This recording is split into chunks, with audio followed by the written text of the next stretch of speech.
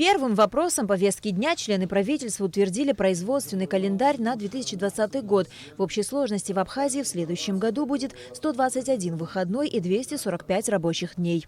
В связи с совпадением выходных и праздничных нерабочих дней перенести следующие выходные дни. 8 марта воскресенье на 9 марта понедельник, 9 мая суббота на 11 мая понедельник и 23 мая суббота на 25 мая понедельник. В целях рационального использования выходных и праздничных дней перенести следующие рабочие дни. 3 января пятница на 11 января суббота. На заседании был утвержден и план мероприятий Министерства культуры и охраны историко-культурного наследия. Представляя документ, министр Эльвира Арсали отметила, что проект разработан с учетом концепции культурного развития республики, которая была создана в 2017 году.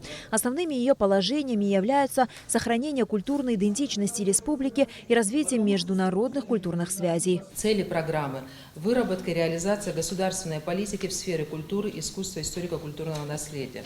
Создание условий для поддержки и развития абхазской традиционной национальной культуры. Создание условий для развития абхазского языка. Обеспечение равных прав и возможностей культурного развития для всех граждан Республики Абхазия. Осознание значимости культуры как важнейшего фактора социально-экономического развития страны. Обеспечение повышения уровня эстетического и культурного образования населения. Задачи программы. Содействие развитию кинематографии, театрального, музыкального, хореографического, изобразительного, декоративно-прикладного, эстрадного и культурно-просветительского направления в Республике Абхазия. Решением членов правительства часть имущественного комплекса Центральной спортивной базы Эшера в селе Нижняя Эшера Сухумского района передана под строительство многопрофильного медицинского центра Российским федеральным медико-биологическим агентством. Участок выделенный на территории Агудзеры. То есть сейчас вопрос встал последний год, что эта территория не хватает для строительства очень серьезного многопрофильного медицинского центра.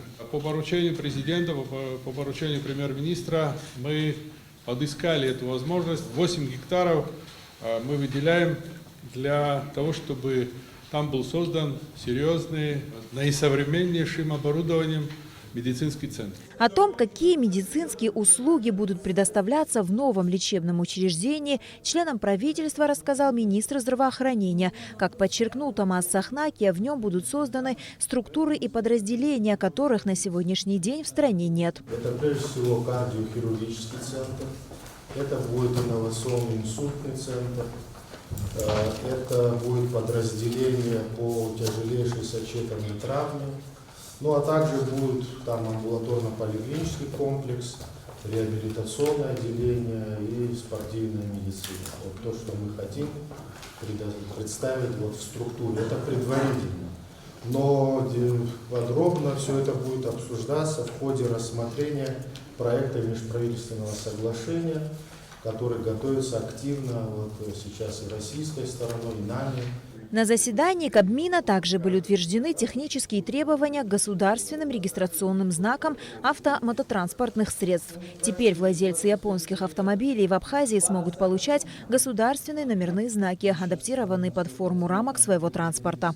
Как вам известно, на территории нашей республики появилось очень много японских машин, у которых на сегодняшний день некоторые возмущаются о том, что они не могут никоим образом поставить государственный регистрационный знак с задней стороны автомобиля, с задней части автомобиля. То есть получается необходим специальный государственный знак для того, чтобы его возможно было закрепить. Владелец данного автотранспорта, он мучается, он должен ездить куда-то, заказывать специальный макет для того, чтобы возможно было закрепить с задней стороны данного автомобиля. Поэтому с этой целью мы взяли практику с российской стороны и принимаем на сегодняшний день. Мы будем специальные номера для таких машин выпускать. Члены правительства также одобрили списание многолетних насаждений цитрусовых в унитарном предприятии агрофирмы «Гагрипш» Гагарского района, передачу специальных автотранспортных средств в администрации Сухума и утвердили перечень особо опасных вредных организмов. На Алакове Дэвид Анкваб, Алексей Гухава, Абхазское телевидение.